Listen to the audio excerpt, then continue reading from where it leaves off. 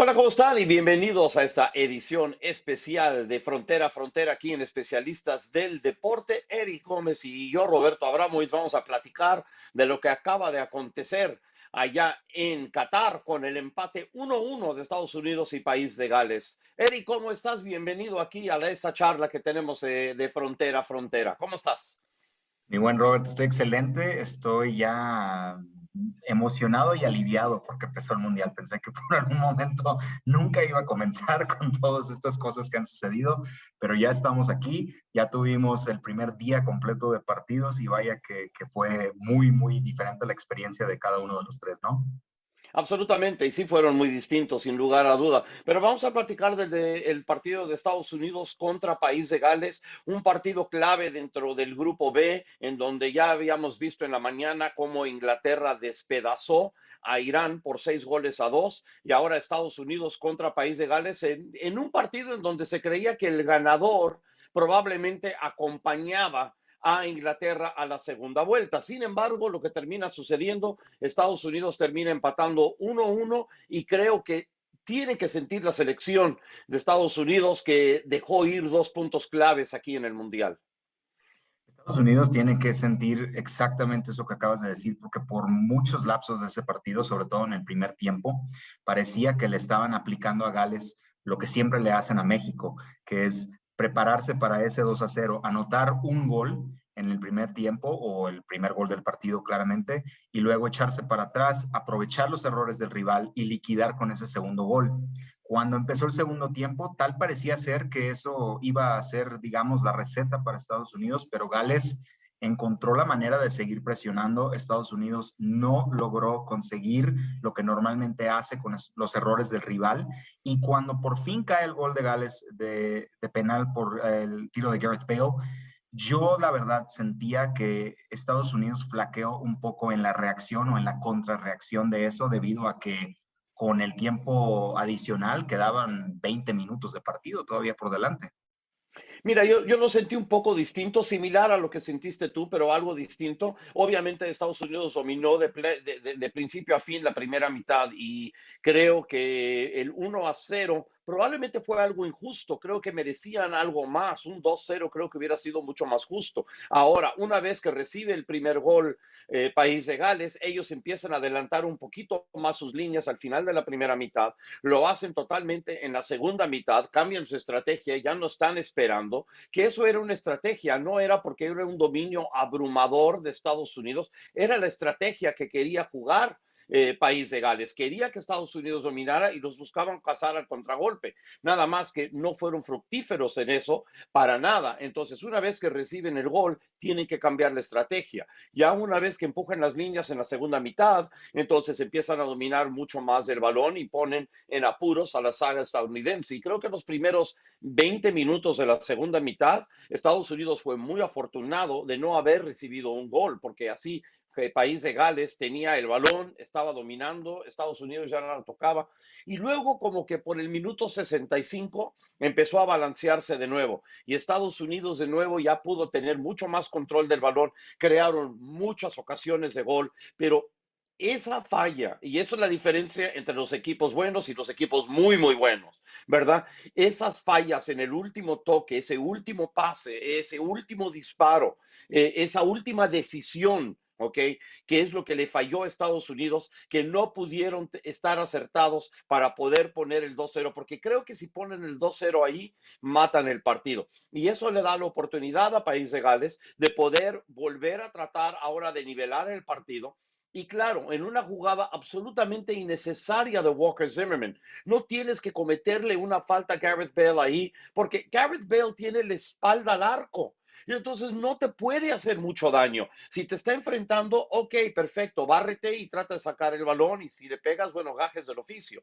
Pero no tienes que cometer, no tienes que apresurarte. Nada más márcalo, asegúrate que no pueda dar la media vuelta a su pierna izquierda, ¿verdad? Si da el pase, bueno, ojalá que alguien está marcado, ¿verdad? Y para eso está el resto de los compañeros, pero no puedes cometer esa falta ahí. Y es un error craso de alguien que no comete ese tipo de errores normalmente. Y bueno, Bale tiró muy bien el penalti y bueno, aunque se acercó Matt Turner y casi lo para, pero estaba muy bien tirado y bueno, y merecido el empate para País de Gales en ese entonces. Claro, y yo creo que lo que sucede en ese penal alimenta dos argumentos que son muy comunes ahora cuando se habla de la selección de Estados Unidos. El primero, que qué casualidad que el jugador que comete ese error es el jugador de MLS y no de los que juegan en Europa, ¿verdad? Y el segundo, cosa que yo no estoy de acuerdo, pero al final de cuentas alimenta este argumento. Y lo segundo es, ¿qué es lo que sucede cuando llevas a un equipo mayormente joven a una Copa Sí, del Mundo para adquirir esa experiencia y para poder, digamos, tenerlos con mucho mayor nivel y con mucha mayor experiencia en 4 años? Al final, yo siento que lo que hizo Gales estuvo muy bueno en lo que se refiere a ir a buscar el partido en el segundo tiempo, entendiendo que el daño solamente había sido de un gol en contra, pero tú mencionas, y yo estoy totalmente de acuerdo contigo, ¿por qué Estados Unidos no pudo liquidar el partido en el primer tiempo cuando tuvo ese dominio? Bueno, al final, el único tiro a gol del partido fue el de Tim Weah. Entonces, Christian Pulisic, que anduvo, y lo digo con la mejor connotación posible, como un perro detrás de la pelota, sí. atacando, buscando, tratando de involucrar a todos sus compañeros, fue claramente el mejor jugador del partido para mi gusto, pero él tiene que tomar también la responsabilidad de tirar a gol.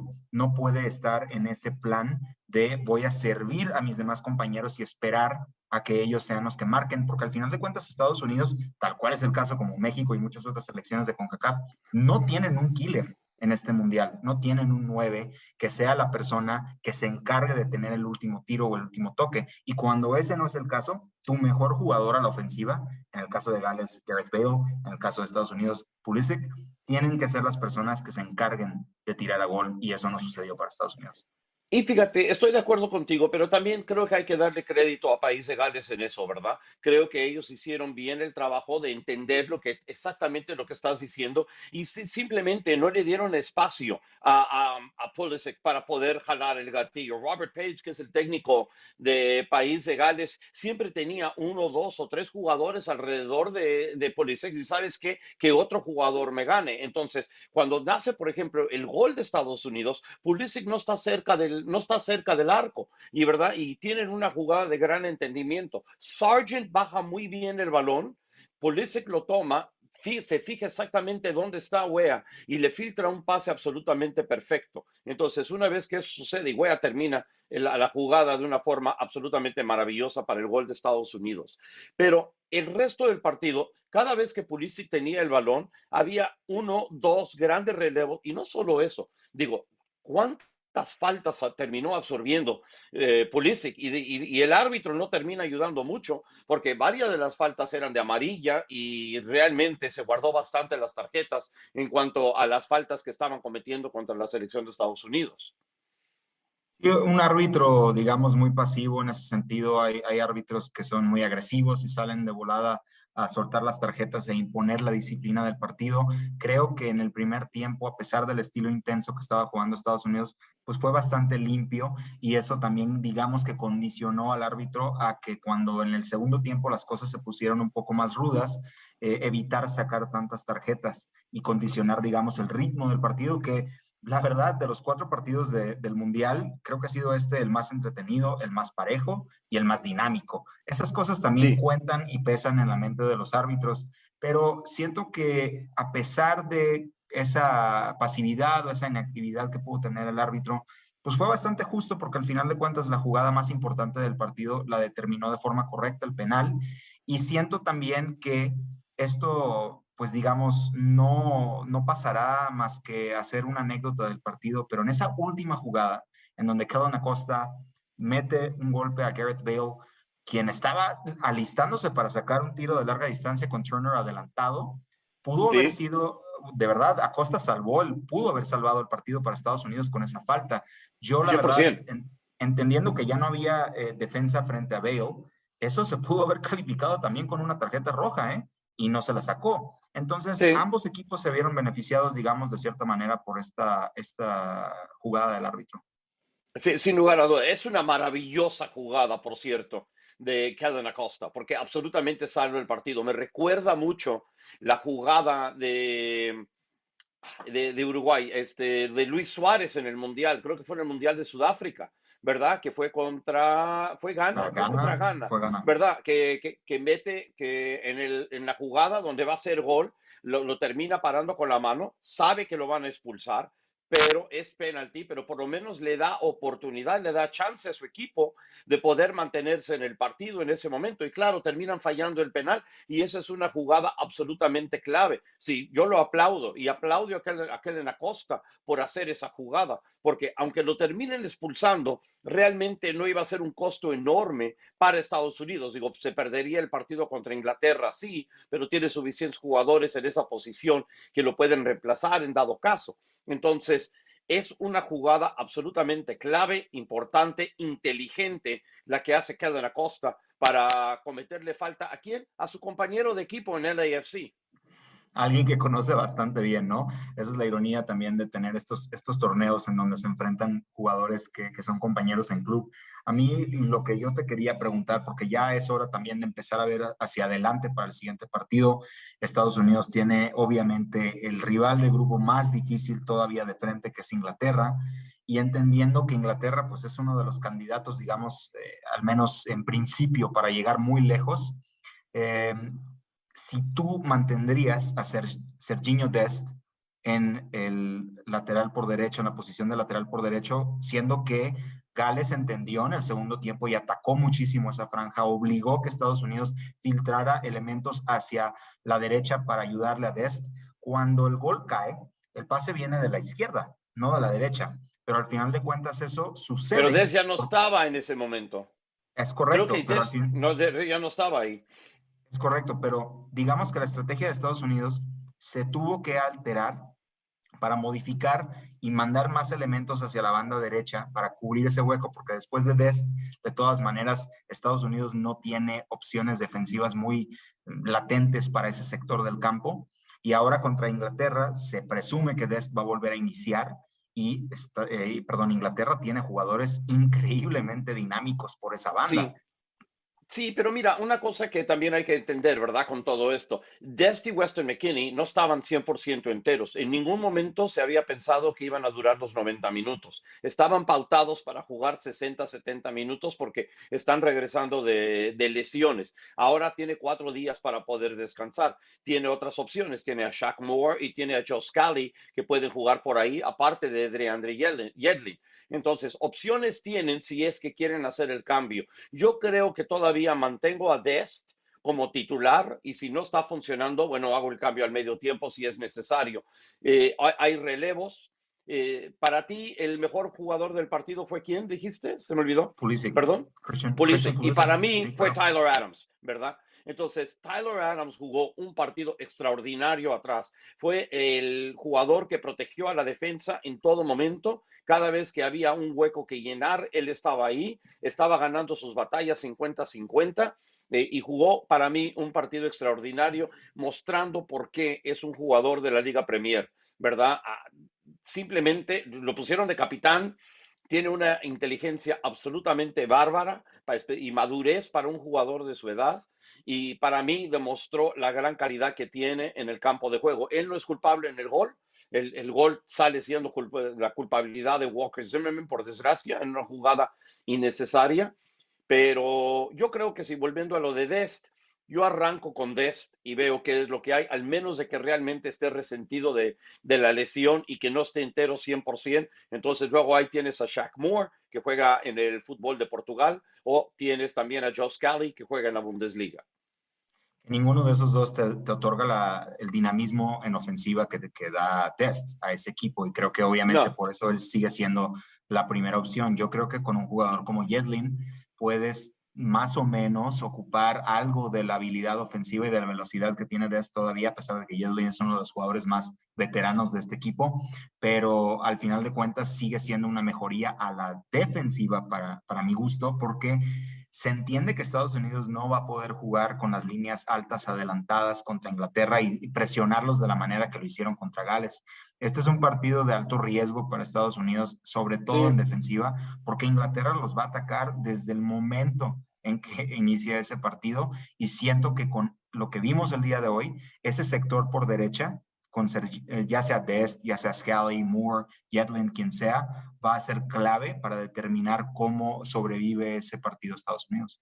Sí, yo creo que Estados Unidos se va a parar distinto en este partido. Creo que sí van a usar la misma 4-3-3, pero van a estar retrasados más y creo que Estados Unidos va a ceder el balón y buscar el contragolpe. Entonces, si eso sucede, va a ser interesante ver cuál es el trío que termina utilizando arriba, porque quiero ver, creo que Pulisic queda por la izquierda, pero luego vemos si van a utilizar a alguien, si van a volver a usar a Sargent de titular y van a usar otra vez a Wea.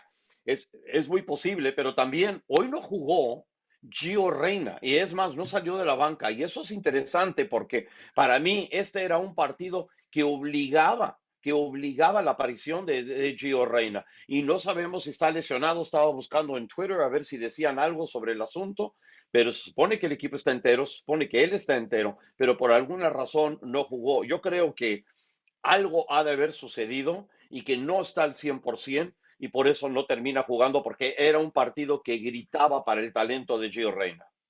Lamentablemente creo que eso es lo más probable en este caso y que aún estando él regresando de una lesión, poniéndose a punto, es un jugador que ha mostrado ser un poco más frágil que jugadores como Dest, como McKennie, que también vienen de lesiones y que si yo soy Berhalter estoy pensando en voy a conservar a uno de mis mejores jugadores para el partido más exigente de la fase de grupos que se entiende sería contra Inglaterra y ver cómo responde ante esa presión y ante ese nivel. Yo creo que ante Gales el riesgo calculado de Berhalter perdón, fue ese, sabiendo que no iba a tener a Reina al 100%, lo decide guardar y pensando que posiblemente podías llevarte a los 3 puntos. Ahora que no fue el resultado que estaban buscando, esto se convierte en un grupo totalmente distinto, porque el partido contra Irán, que tanto Gales como Estados Unidos quizás no estaban viendo como un partido clave, como un partido, digamos, de alta importancia dentro del grupo, todos estaban cuidando de Inglaterra, ahora cobra muchísima más importancia y van a tener que solventar a un equipo que si bien se ve que es uno de los más débiles del Mundial hasta ahora, pues en una de esas te puede sorprender porque va a estar jugando por su vida. Exactamente. Y ahora también yo creo que hay mucha gente ahí que piensa que Inglaterra va a ganar los 3 partidos de su grupo y son favoritos, tienen grandes jugadores y se entiende que van a tener ese favoritismo, ¿verdad? Especialmente tan jugadores conocidos. Sin embargo, también hay que reconocer que sorpresas suceden y a Inglaterra y Estados Unidos se han enfrentado en 2 ocasiones en el Mundial y Estados Unidos tiene una victoria en un empate. En Estados Unidos fue en 1950 cuando le ganaron 1-0, que se supone que es la sorpresa mayor en la historia de un Mundial, y luego en del 2010 empataron a 1 después de que Clint Dempsey en un tiro realmente nada difícil, Robert Green deja que pase por debajo de él, Estados Unidos empata y ese partido terminó 1-1 en Sudáfrica. Entonces, veremos cómo se van a desenlazar ambos partidos. Obviamente, Estados Unidos creía que su ruta más fácil hacia pasar a la segunda vuelta era vencer al país de Gales, no lo pudieron hacer, pero creo que también pueden sacar muchas cosas positivas del partido, especialmente en la primera mitad. Digo, eso fue una enorme exhibición de Estados Unidos en los primeros 45 minutos. No, definitivamente. Y si estamos hablando de Inglaterra como un equipo también que viene presionado, que viene con muchísima exigencia, no solamente de su prensa, sino de su público y del mundo futbolístico entero, pues son ellos. Creo que son equipos muy similares porque están confiando en sus jóvenes estrellas, están impulsando a una siguiente generación, pensando no nada más en el 2022, sino en el 2026.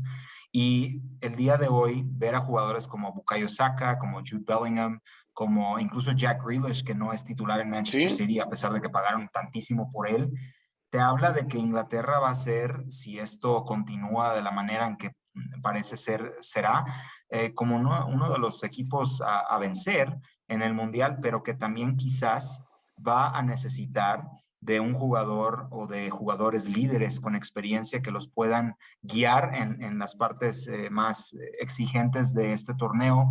Siento que eso fue, como mencioné antes, algo que le faltó a Estados Unidos el día de hoy porque no supieron manejar la presión después de que Gales mete su gol tuvieron casi 20 minutos para ir a buscar el partido nuevamente y salirse con el resultado que necesitaban. No fue así y ahora se obligan a jugar de una manera, como mencionas, muy distinta ante Inglaterra. Y yo creo que eso, al final de cuentas, esa va a ser la táctica de Berhalter, que va a ser, voy a hacer el equipo más difícil para Inglaterra de mover el balón, de atacarme. Ellos pueden tener el balón 70-80% del tiempo si quieren, pero no los voy a dejar pasar de este punto. Y Estados Unidos Sí, tiene jugadores extremadamente atléticos, tácticamente inteligentes, que pueden hacerle la vida muy difícil a Inglaterra. sin duda. Y luego, Estados Unidos siempre tiene la táctica fija que normalmente es muy positivo para ellos, aunque hoy no estaban centrando bien el balón. Pulisic tuvo sus problemas en algunos de los centros y creo que eso facilitó un poco la labor de País de Gales. Pero si ves cómo Inglaterra jugó hoy, digo, obviamente tuvieron un chorro de facilidades que les dio Irán, que como dices, Estados Unidos no les va a dar. Y si Estados Unidos puede contragolpear y tienen jugadores buenos para poder contragolpear, y así metieron el gol, ¿verdad? Contragolpeando desde la media cancha. Entonces, vamos a ver qué es lo que pueden hacer contra Inglaterra. Se me hizo muy interesante el partido de Inglaterra, porque alguien, por ejemplo, como Harry Maguire, que ha perdido la titularidad en Manchester City, en Manchester United, porque ha jugado muy mal en Manchester United, todavía es titular en Inglaterra y sale jugando mucho mejor. Claro, obviamente el rival es mucho más débil de cualquier equipo que vaya a enfrentar dentro de la Liga En la Premier Premier. o dentro de la Europa League. Digo, Irán no es, aunque es un equipo que está bien clasificado dentro de los primeros 25 del mundo, la verdad que no es del mismo nivel que cualquier equipo de la Premier. Pero jugó muy bien hoy con Inglaterra. Entonces eso te da a pensar por qué cambia la mentalidad o por qué cambia la manera de jugar cuando está con Inglaterra y no lo puede hacer en Manchester United.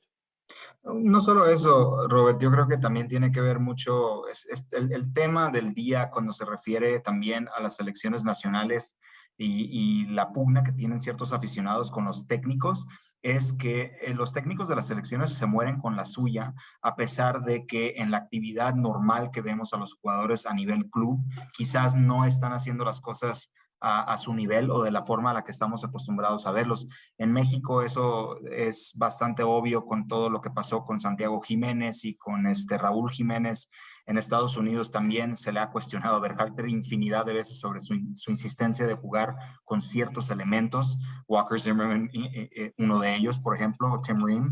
Pero Pero Walker Zimmerman de todos los defensas en Estados Unidos, ¿ok? De todos es el los más sólido para defensas, mí. es el más sólido. Es el más Entonces, sólido. hay mucha gente que nada más le tira tierra a Ser MLS de y todo lo que MLS. es MLS y creen que no, ¿verdad? Que no pueden jugar y es absurdo. Pero yo no Y voy a más alimentar allá, eso. Sí, sí, digo, más juega allá un de eso, partido sólido, pero sí comete un error. no, de acuerdo, pero me refiero a que esas son las pugnas que tienen los aficionados con los técnicos, porque más allá de eso, Harry Maguire puede perder la titularidad con Manchester United, que no es un equipo ahorita que también está en enésima reconstrucción después de la salida de Sir Alex Ferguson. Llevan una década deambulando realmente. No es Correcto. un equipo que está, digamos, al nivel de su grandeza, y en este momento podríamos decir que de Manchester United solo queda el nombre. Ahora, Jack Grealish para mí es otro jugador que, si bien él sí participa en el equipo más exigente del mundo que se llama Manchester City en este momento, está recuperando también su confianza e incluso anota un gol el día de hoy, y que esa es la labor a veces de los técnicos de seleccionadores nacionales, recuperar a jugadores cuyo nivel se ha visto afectado por X, Y o Z a nivel club. Harry Maguire tiene una oportunidad evidentemente de oro ahorita para poder revalidarse como la clase de jugador que todos sabemos que es. Y si tiene un buen torneo con Inglaterra, puede llegar con todas las de la ley a Manchester United y decir, me tienes que poner Eric Ten Hag o tenemos que buscar otra solución para mí porque yo vengo de jugar un gran mundial. Deja hacerte esta pregunta. Si tú eres Greg Berhalter, ¿ok?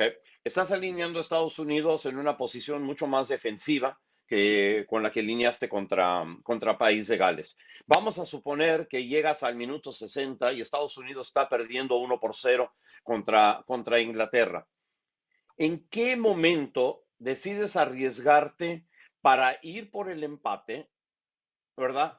O te quedas defendiendo para tratar de evitar un segundo gol, porque eso podría ser la diferencia entre que, dependiendo que obviamente lo que pase contra, en los dos resultados contra Irán, ¿verdad? De Estados Unidos, que se supone que deben ganar, y de Escocia, que también creo que se supone que debe ganar. Si por ejemplo, terminan en un empate, por ejemplo, Irán y Escocia, es un marcador tremendo para Estados Unidos, pase lo que pase con el partido contra Inglaterra. Entonces, pero si eres Berhalter, de nuevo, ¿te arriesgas a buscar el gol del empate o a qué momento te arriesgas? Porque no quieres abrirte a permitir un segundo gol que podría ser la diferencia entre clasificar y no si el segundo y tercer lugar quedan empatados en puntos. Yo creo que conociendo a Greg Berhalter no va a echarse para atrás, digamos, a tratar de evitar un segundo gol. Yo creo que la mentalidad ahí es bastante clara de ir a buscar el empate, pero se tiene también que respetar y tomar en cuenta el flujo del partido, ¿no? De la manera en la que estás jugando. Vas perdiendo 1-0, pero en realidad deberías ir perdiendo 4-0 o vas perdiendo 1-0 y tú también has tenido unas buenas oportunidades, has incomodado a la defensa inglesa. Todo depende, para mi gusto, de lo que se vea en una situación como esas, pero conociendo a Berhalter y conociendo no nada más la mentalidad de él como técnico, pero el ADN de este equipo y de lo que sabemos que pueden ser capaces, no creo que van a permitir esa idea de jugarlo todo contra Irán y tratar de meterles 10 goles para determinar que tu pase venga por parte de la diferencia de goles. Yo creo que ese partido contra Irán es tu ventaja tenerlo al final, porque todavía lo tienes sobre la mesa, todavía lo puedes cambiar. Gales juega contra Irán ese mismo día. Si les meten 3, 4, 5, 6 goles, está perfecto, pero ahora tú ya sabes lo que tienes que hacer para superar en teoría a Gales, entendiendo que Inglaterra muy probablemente también le pueda ganar a ese equipo. Pero también hay que tomar en cuenta también que si Inglaterra gana los primeros dos partidos, los técnicos muy comúnmente descansan a jugadores para la siguiente Exacto. ronda.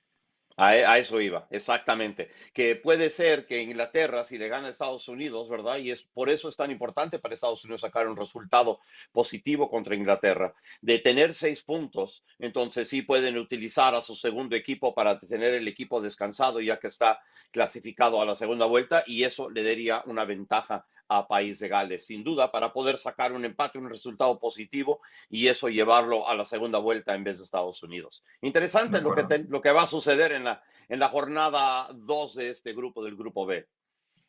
Muy interesante y siento que es curioso cuando tres de los cuatro equipos, bueno, también Irán, ¿no?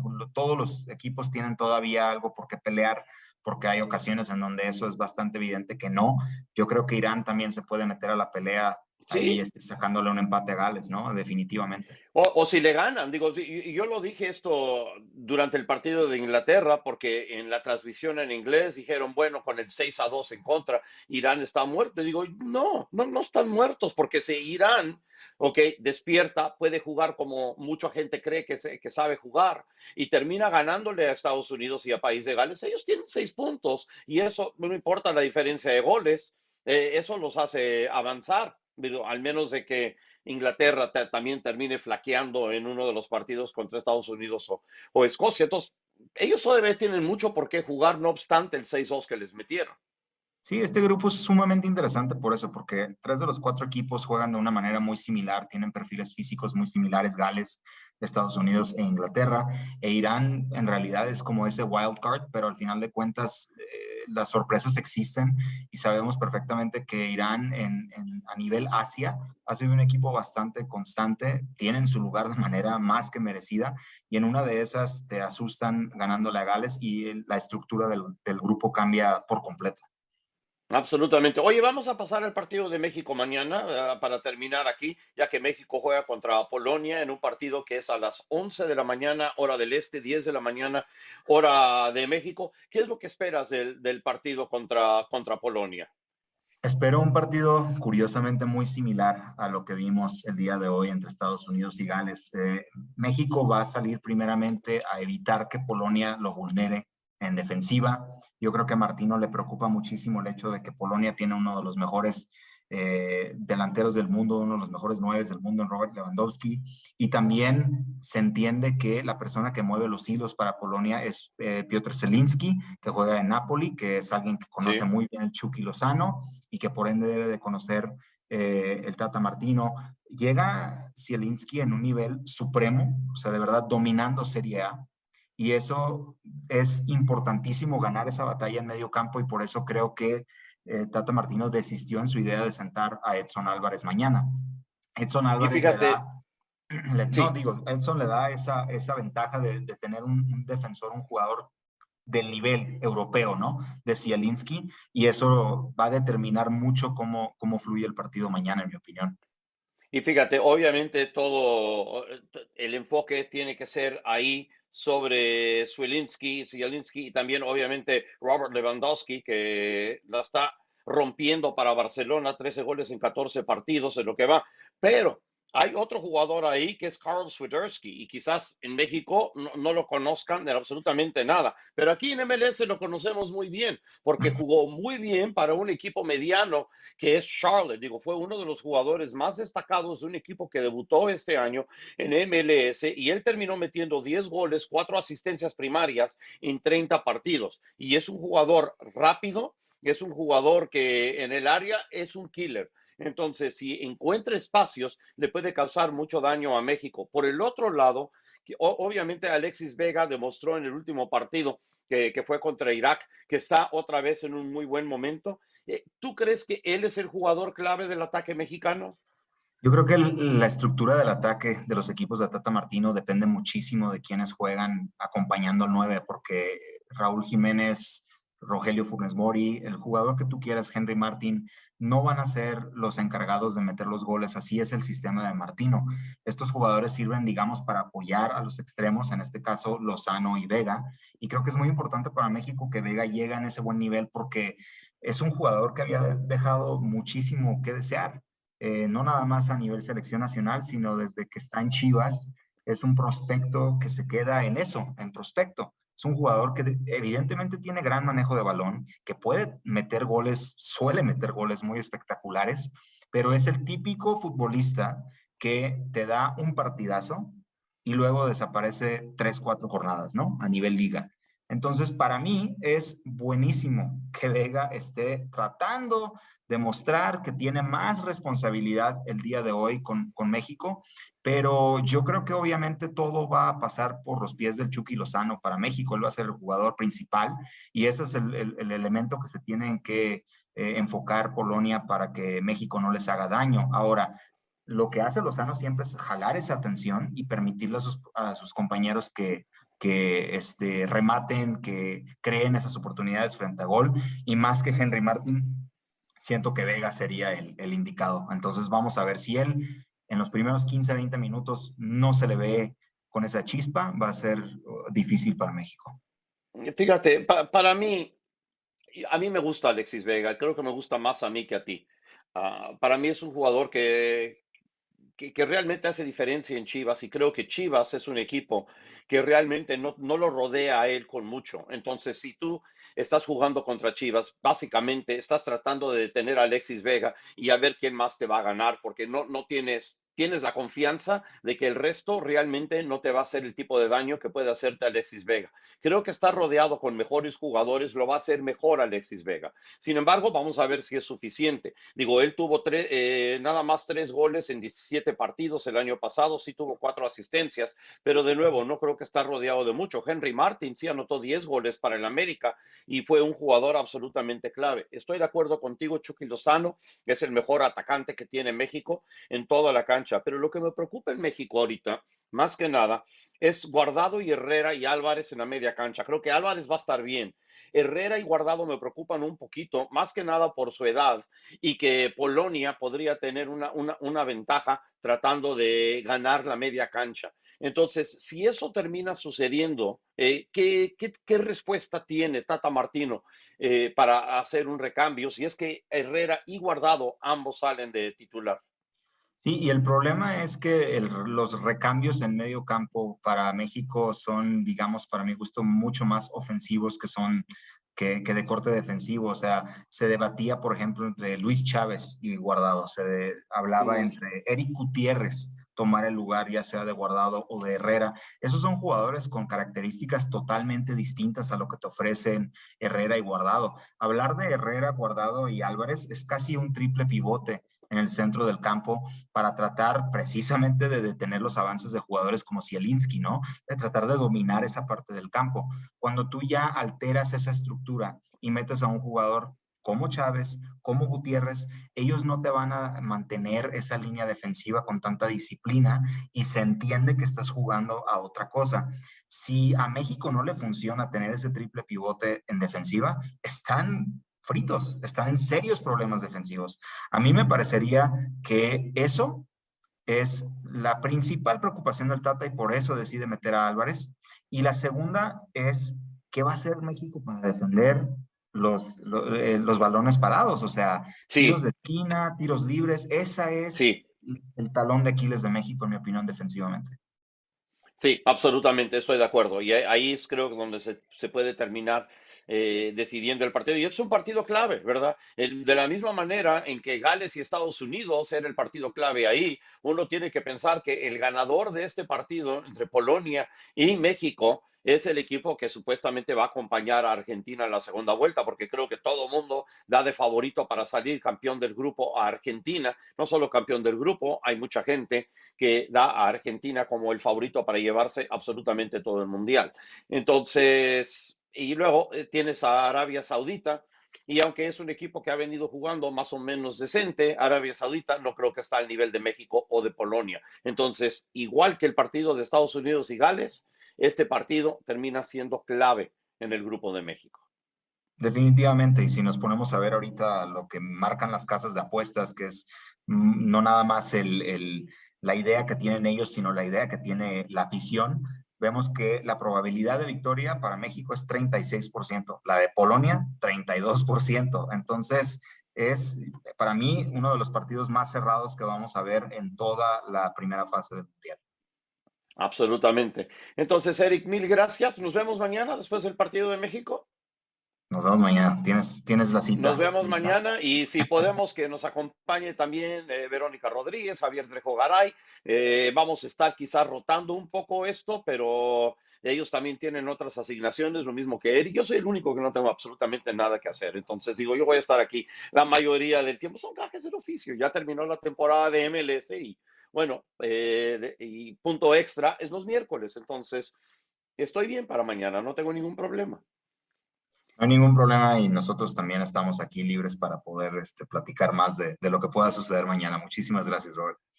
Perfecto, Eric. Entonces, al nombre de Eric Gómez, de Oscar Pérez en la producción, yo soy Roberto Abramois. Gracias a que sintonizaron esta edición especial de Frontera a Frontera aquí en Especialistas del Deporte. Nos vemos después del partido de México, más o menos media hora después, aquí en todos los lugares donde nos pueden ver. Chao.